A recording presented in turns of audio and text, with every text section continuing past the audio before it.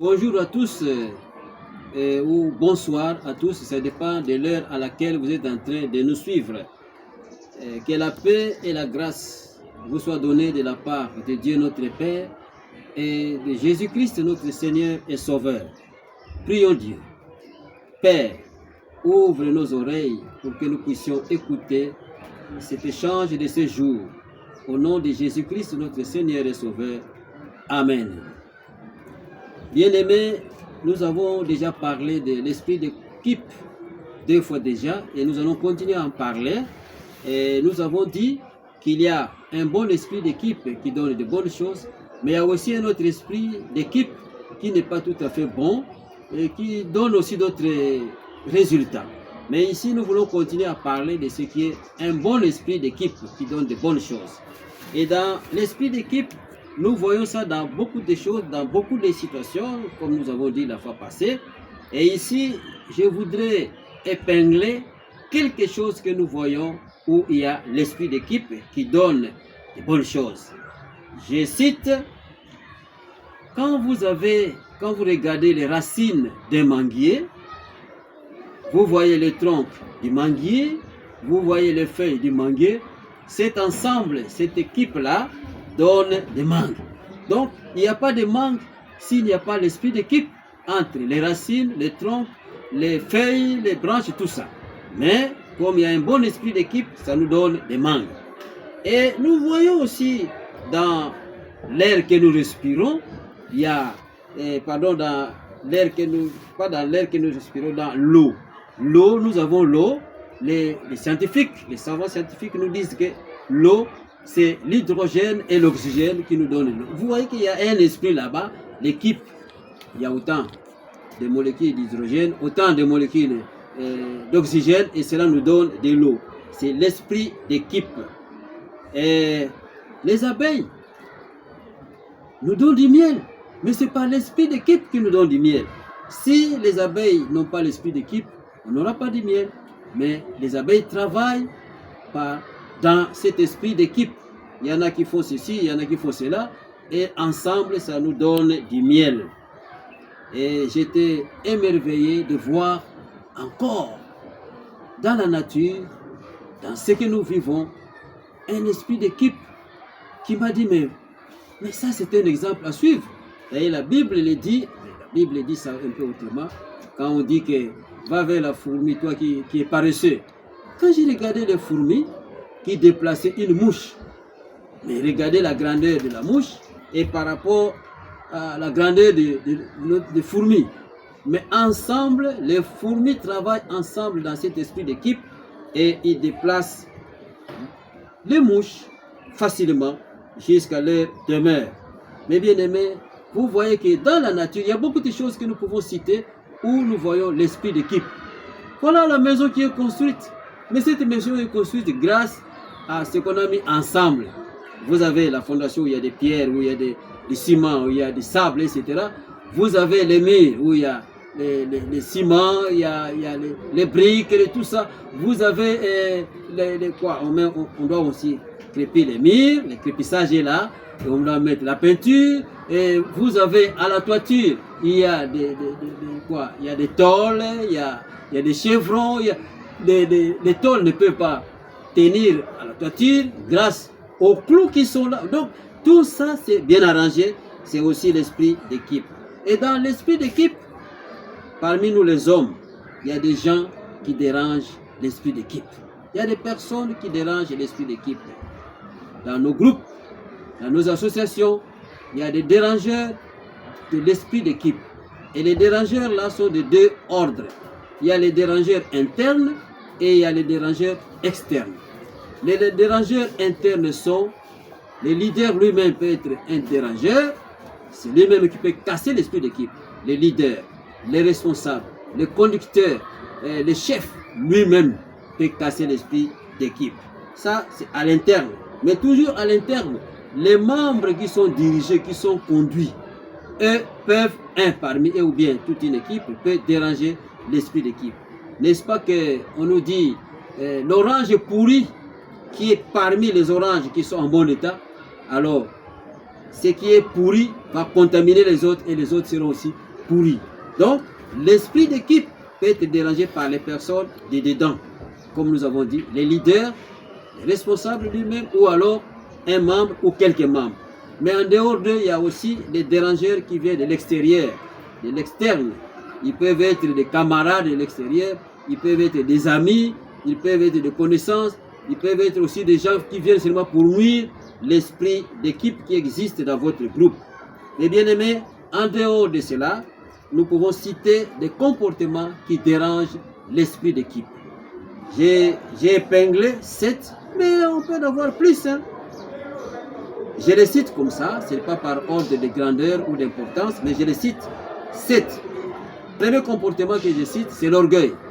Quand l'orgueil entre dans l'esprit d'équipe, en tout cas, cet esprit ne va pas bien continuer. L'orgueil. Deuxième comportement, c'est cette course au pouvoir. Il y a des gens qui sont assoiffés de pouvoir. Au lieu d'attendre son tour, au lieu de voir que c'est tel qui dirige, travaillons ensemble pour amener au bon port notre action. Non, il y en a qui se précipitent pour avoir le pouvoir. Troisième comportement, c'est l'égoïsme. L'égoïsme, il veut tout attirer à lui. Or, dans l'équipe, dans l'esprit d'équipe, il y a le partage. On donne à celui-là, on prend un peu, on donne aussi. Il y a l'esprit de partage. Mais avec l'égoïsme, lentement et sûrement, on va casser l'esprit d'équipe. Et quatrième comportement, c'est la jalousie. Mais pourquoi lui, il est comme ça? Pourquoi elle est comme ça? Pourquoi elle fait ceci? Pourquoi on l'applaudit? Pourquoi? Non. La jalousie, quand cela a pris de la place, là où il y a l'équipe, là où il y avait l'esprit d'équipe, l'équipe va finir par se disloquer, par se séparer, par la séparation, etc., etc. Parce qu'il y a la jalousie. La jalousie n'est pas bonne. Et cinquième comportement, c'est l'avarisme. On est avare. Et sixième comportement, c'est le vantardise. La vantardise. Il y en a qui sont trop vantards et cela dérange aussi l'esprit d'équipe. Et le septième comportement, c'est manque de la reconnaissance. On ne veut pas reconnaître les autres qui ont travaillé avec vous. On ne veut pas reconnaître les autres qui ont fait quelque chose pour le groupe. On ne veut pas reconnaître tout celui qui a apporté sa contribution dans l'équipe. Manque de la reconnaissance. Les 7 comportements nuisent à l'esprit d'équipe. Mais bien aimés, nous ne voulons pas aller très loin.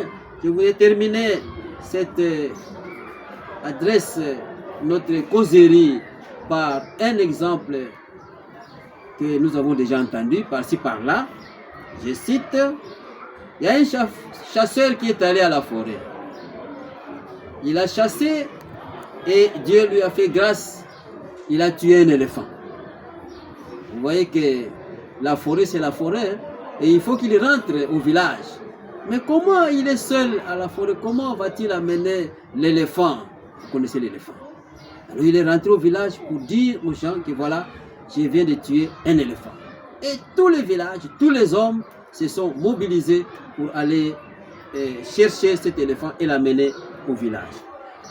On a fait par l'esprit d'équipe, tout le monde a travaillé pour qu'on amène l'éléphant au village. Et pendant qu'on amenait l'éléphant au village, je vais chanter en Kikongo, et on chantait, tout le monde chantait, Enzawetwe, Enzawetwe, Enzawetwe, Enzawetwe, ça veut dire notre éléphant. C'est notre éléphant, c'est notre éléphant. On chantait comme ça. Enzawetwe, Enzawetwe, Enzawetwe, Enzawetwe. Et on tirait, on amenait l'éléphant.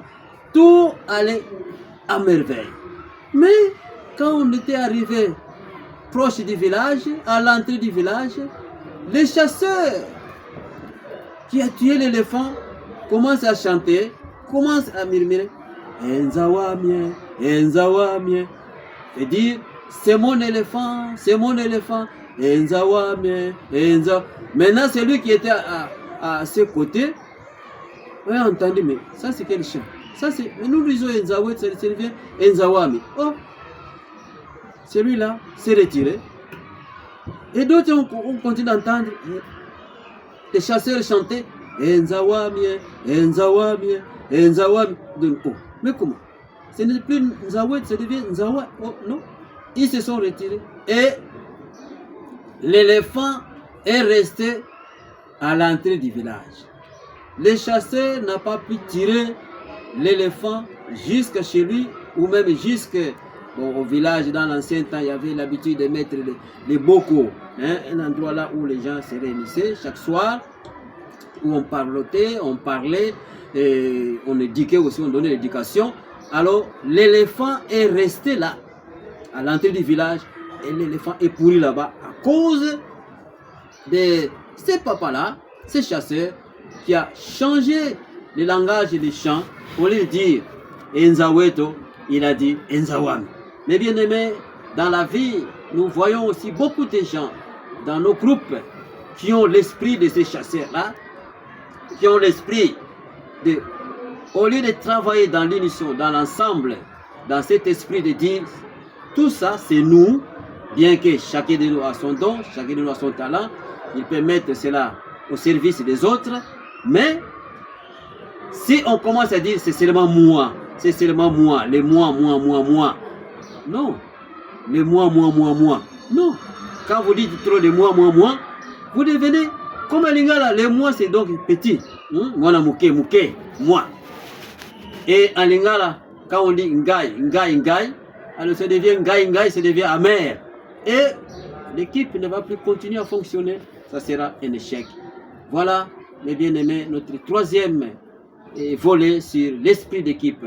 L'esprit d'équipe est très bon quand il y a vraiment l'entente, quand il y a la collaboration franche, quand il y a ce que tu as fait, je comprends, ce que tu n'as pas bien accompli, je comprends, mais ensemble, avançons, ensemble, progressons, ensemble, nous allons faire de bonnes choses. Que le Seigneur lui-même, qui nous a mis sur cette terre, puisse nous aider à progresser, à marcher dans l'esprit d'équipe. Bien qu'il y ait des dérangements, bien que nous pouvons être nous-mêmes les dérangeurs ou les autres peuvent bien nous déranger, mais soyons soudés les uns les autres dans l'esprit d'équipe. C'est comme cela que nous allons avancer. C'est comme cela que nous allons avancer sur cette terre pour beaucoup de choses que nous sommes en train d'entreprendre. Nous aurons la réussite quand nous gardons l'esprit d'équipe. Que le Seigneur vous bénisse, vous qui venez de suivre ce partage, vous qui venez de suivre cet enseignement, vous qui venez de suivre cette méditation, que le Seigneur vous bénisse et à lui seul soit l'honneur, la gloire et la louange. Nous allons fermer nos yeux et nous allons prier. Je vous supplie, je vous demande d'incliner vos têtes dans la prière. Nous prions. Dieu notre Père, merci pour ce temps que tu nous as donné de parler encore de l'esprit d'équipe. Oui, aide-nous à travailler, aide-nous à marcher, aide-nous à vivre dans l'esprit d'équipe. Parce que dans nos maisons, nous avons besoin de l'esprit d'équipe. Dans nos grandes familles, nous avons besoin de l'esprit d'équipe. Dans nos quartiers, nous avons besoin d'esprit d'équipe. Dans nos villages, nous avons besoin de l'esprit d'équipe. Oui, dans notre pays, nous avons besoin de l'esprit d'équipe. Même dans le monde où nous vivons est en train de souffrir parce qu'il n'y a pas l'esprit d'équipe. Ô Seigneur, aide-nous à marcher dans l'esprit d'équipe. Parce que toi, tu marches toujours dans l'esprit d'équipe. Au nom de Jésus-Christ, nous disons ensemble, gloire et louange à toi, Seigneur Jésus-Christ. Amen.